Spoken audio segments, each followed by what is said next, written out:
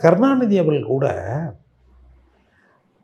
இந்த மாதிரி ஆட்களை கூட்டி வைத்து கலையரங்கம் கவியரங்கெல்லாம் நடத்துவார். அவரு அதை வந்து சிரிக்க மாட்டார், அப்படியே புன்முறுவலாக இருப்பார். இவரை பற்றி நீ தான் வாழும் அம்பேத்கர், அம்பேத்கர் ஒரு படி மேலே நீ அப்படின்னு ஏழ்ச்சின்னு இப்படி தட்டுறாரு சார் கையை. உடனே அதை பார்க்குற ஜனங்கள்லாம் கீழே சவுண்ட் விசில் பிறகுது தட்டுதுங்க. நீங்கள் உங்கள் இதில் தான் பார்த்தேன், இவர் ஆவேசமாக பேச பேச 2-3 பேர் அங்கே கொட்டாய் விட்டுனுக்குறானுவா.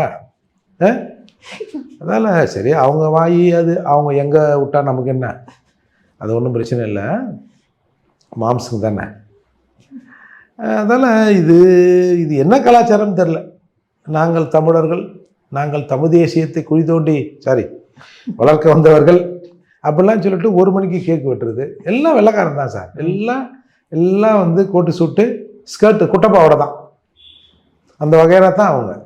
அதால் அப்படி கூடி குழா வெட்டி இன்றைக்கு